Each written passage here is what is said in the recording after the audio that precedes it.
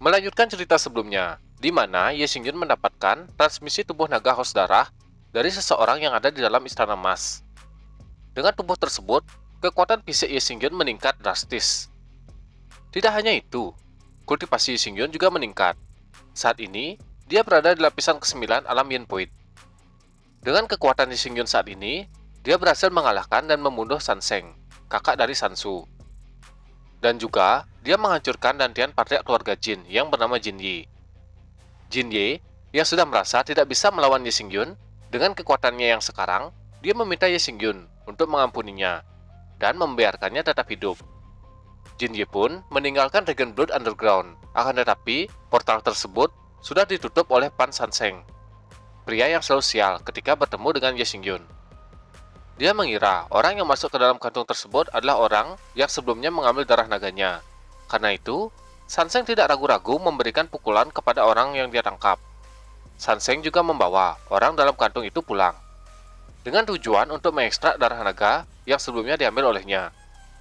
Di akhir cerita sebelumnya, Ye Xingyun bertemu dengan pria tua yang keluar dari istana emas. Ye Xingyun dan kelompoknya mulai berbicara. Di sekeliling mereka, banyak mayat hasil pertarungan yang dilakukan Ye Xingyun, dan juga hasil ledakan akibat mengkonsumsi darah naga. Ye Xingyun berkata ke pria tua, "Jika aku tidak melakukan ini, salah satu dari kita akan mati. Dan alasan mengapa kondisi Anda begitu memprihatinkan adalah karena Anda telah menyerap darah naga yang seharusnya bukan milik Anda." Pria itu menjawab, "Bagaimana kau tahu?" "Anda tidak perlu tahu bagaimana aku bisa mengetahuinya. Sejak kau memindahkan tubuh naga haus darah padaku, kau seharusnya memiliki formula mutan yang bisa diberikan kepadaku." Pria tua itu memejamkan mata. Cahaya keluar dari dahinya. Dia berkata, "Kau benar. Sekarang aku bukan lagi mutan. Dan formula ini tidak ada gunanya bagiku." Cahaya yang keluar dari tubuh pria tua melayang dan memasuki tubuh Ye Xingyun. Pria tua itu berkata, "Nak, terimalah." Ye Xingyun mendapatkan formula 9 perubahan mutan. Setelah memberikan formula kepada Ye Xingyun, pria tua itu berkata, "Bocah jambul merah, siapa namamu?" Si jambul merah yang mendengar itu, dia menengok di belakang Yin, kemudian berkata, "Tetua, apa yang Anda maksud itu adalah aku." Sambil menunjuk dirinya, si jambul merah kembali berkata, "Namaku Cao Daoyao." Pria tua kembali berkata, "Tanpa diduga, aku masih bisa melihat keturunanku dalam hidup ini. Kemarilah, orang tua ini ingin memberitahumu sesuatu." Si jambul merah mengikuti apa yang dikatakan oleh pria tua.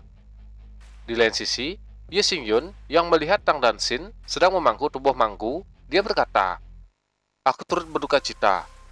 Tang Danxin yang sangat sedih dengan kematian Manggu, dia menjawab perkataan Ye Xingyun. "Manggu memang selalu seperti ini. Ketika teman-teman di sekitarnya dalam bahaya, tidak peduli seberapa kuat lawannya, dia akan selalu melawan. Sifat seperti itu memang benar-benar sombong." Tang Danxin masih belum bisa menerima kematian bawahannya, sekaligus sahabatnya. Dia mengangkat tubuh Mangguyang. Dengan perasaan sedih, Tang Danxin membawa sahabatnya keluar dari tempat tersebut. Yin, yang hanya bisa melihat, juga merasakan kesedihan dalam hatinya. Ye Xingyun berbalik melihat si jambul merah. Dia berteriak, "Jambul merah! Aku akan pergi duluan. Setelah kau selesai berbicara, kau bisa datang kepadaku." Saat ini, si jambul merah sudah memasuki istana emas bersama pria tua sebelumnya. Mendengar teriakan Ye Xingyun, si jambul merah menjawab, "Baik saudara Ye." Yin menatap wajah Ye Xingyun. Dia mengucapkan terima kasih kepada Ye Xingyun. Akan tetapi, Ye Xingyun sangat dingin kepadanya. Merasakan perlakuan yang diberikan oleh Ye Xingyun, Yin berkata, "Berhenti. Kenapa kau terlihat begitu membenciku? Apa aku melakukan kesalahan terhadapmu?"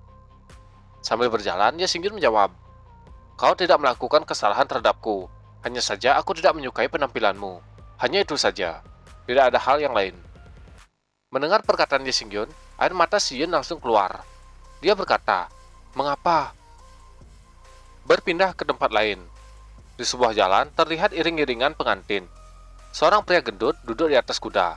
Pria itu berasal dari keluarga Jin. Dia bernama Jin Xiaoming, anak dari penatua Jin Wo.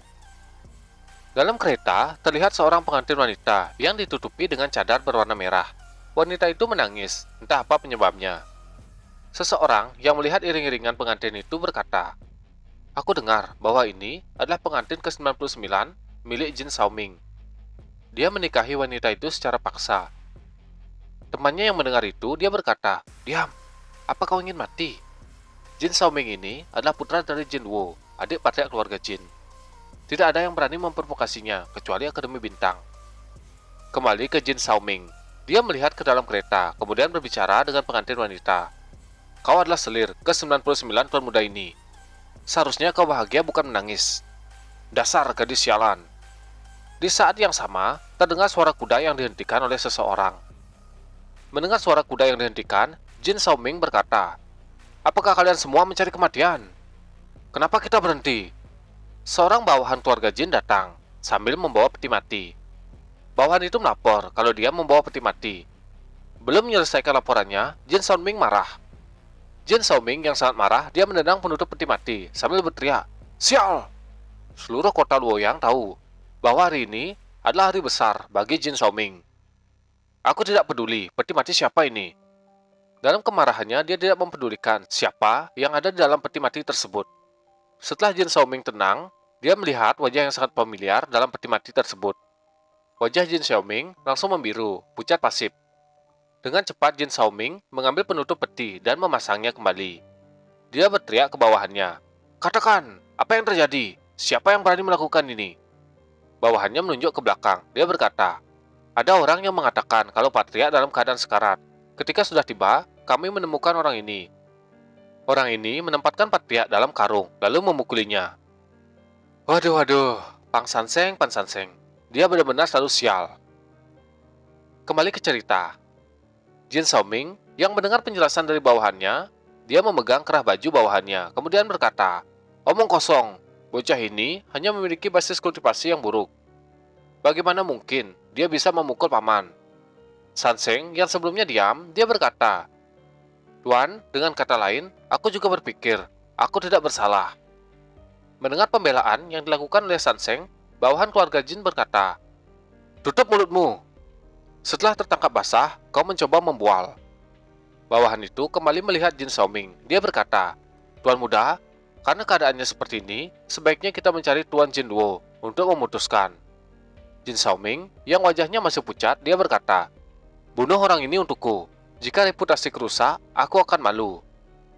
Setelah mendengar perintah dari Jin Xiaoming, bawahan itu akan mengeksekusi Pan Sanseng. Di lain sisi, wajah Sanseng benar-benar pucat. Dia hanya bisa berkata, "Berakhir sudah, berakhir.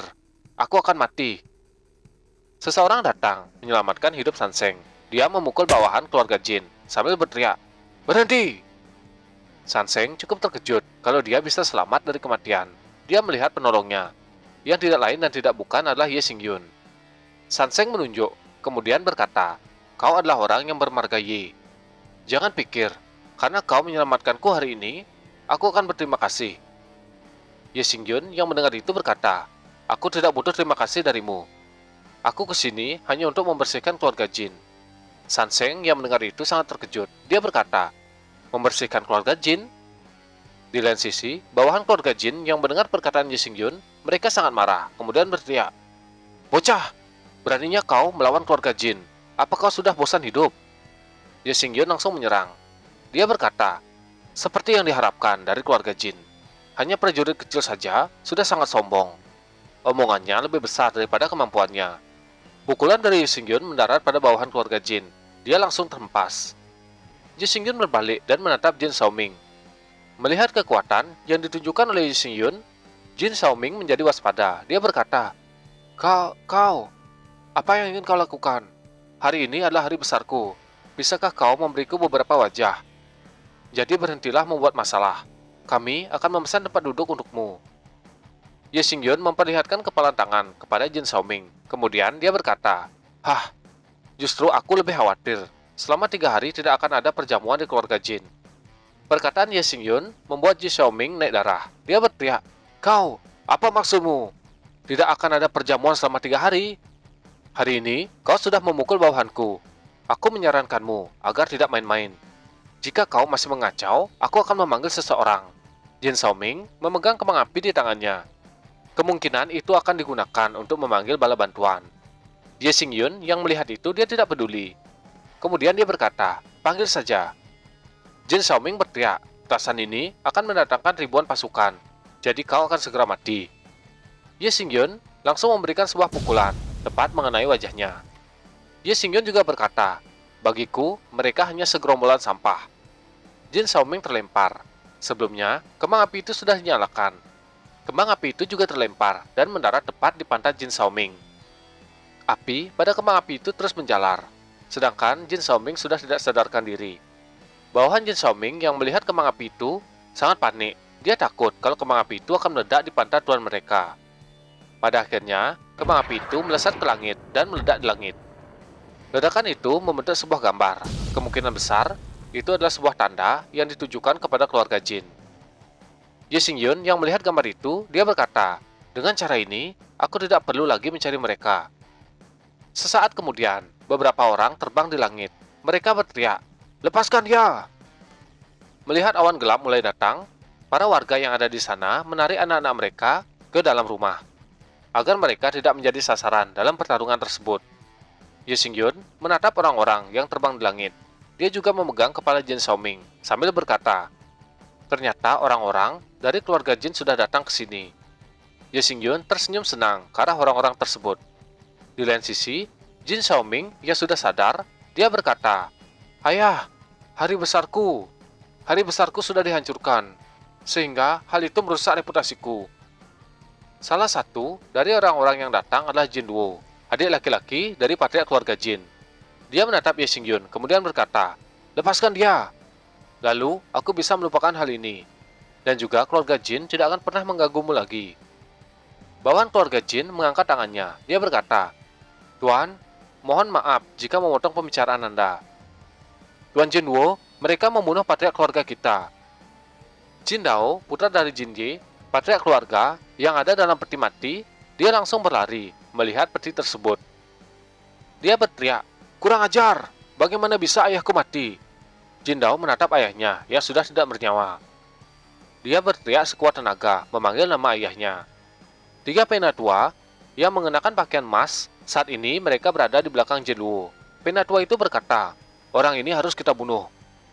Jin Duo yang melihat tiga penatua sudah tidak bisa menahan amarahnya, dia berkata, tunggu sebentar tiga tetua, putraku masih ada di tangannya. Penatua itu berkata, itu urusanmu. Keagungan keluarga Jin kita tidak bisa dinodai. Ye Xingyun yang melihat tindakan penatua keluarga Jin, dia berkata, seperti yang diharapkan dari keluarga Jin. Hidup orangnya sendiri tidak berharga dibandingkan dengan keuntungan dan reputasi. Tindakan para penatua juga membuat Jin Xiaoming ketakutan. Dia berkata, tidak, jangan bunuh aku. Diibaratkan sebuah tomat yang digenggam, kemudian dengan kekuatan jari tangan, tomat itu dikepalkan hingga hancur berserakan. Hal itulah yang terjadi pada kepala Jin Xiaoming. Ye Xingyun yang menjadi pelaku utama, dia menutup matanya, kemudian berkata, pria besar, cepat masuk ke dalam kereta kuda. Mendengarkan perkataan yang ditujukan kepadanya, Sanseng menoleh Ye Xingyun. Dia berkata, aku seorang pria besar, kau menyuruhku masuk ke dalam kereta kuda. Yang benar saja. Ye Xingyun meliriknya, kemudian kembali berkata, kalau begitu, kau bisa tetap di sini.